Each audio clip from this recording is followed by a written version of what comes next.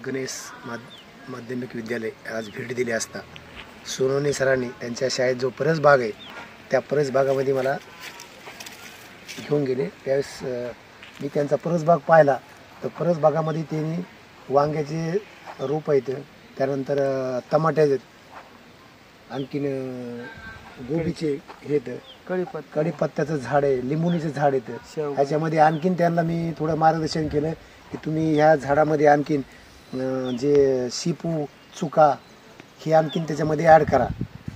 आणि त्यानंतर लसूण कांदे ह्या पण ह्या वर्ममध्ये तुम्हाला लावता येतील. आणखीन म्हणजे कमी ह्याच्यामध्ये आणखीन तुम्हाला रोपं जास्त लावता येतील. त्याचा फायदा तुम्हाला विद्यार्थ्यांना होईल आणि तुम्हाला विद्यार्थ्यांचा होईनच, पण तुम्हाला कर्मचारी जे आहेत कर्मचारी पण त्या इथल्या फळबागाचा त्याचा फायदा होईल. आणि आणखीन तुम्ही याच्यात जास्त थोडं लक्ष द्या. ठीक आहे. सुक्या शिपूचा झुमका लावायचा, पुन्हा कोथिंबीर झाल्यानंतर चुक्याचा त्या पोतीला लावायचं. नंतर आपली कोथिंबीर पण वर्मामध्ये अशी लावायची. आणि पुन्हा आपल्या लसणाच्या पाकळ्या असतात ना, लसणाच्या पाकळ्या त्या घ्यायच्या आणि ते अशामध्ये लावायचं. म्हणजे काय होते, लसण पण येते आणि वांग्याची झाडं पण येते. आणि नंतर पुन्हा साईडने आपला भेंडीचं जे बी ते साईडने असं लावायचं आणि गवारीचं आणि ह्याला होईल तेवढं आपला ठिबकनी पाणी कसं देता येईल ते पाहिजे.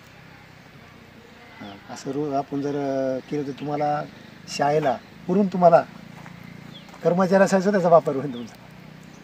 या पद्धतीने तुम्ही हे करा. म्हणजे खत म्हणजे असं खत वगैरे टाकू नका याला, बगर खतच नाही, रानच असं आहे की ते पाणी दिल्यानंतर ते रोज पाणी दिलं का 4 दिवसाला 8 दिवसाला पाणी दिलं म्हणजे त्याची ह्याच्यामध्ये जमीन अशी तुमची की ती ओलावा टिकून ठेवणारी जमीन आहे.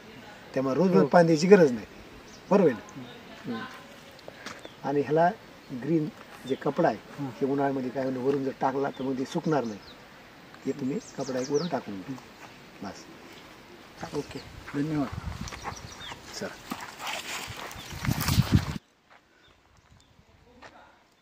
चला 11:15 वाजले ते.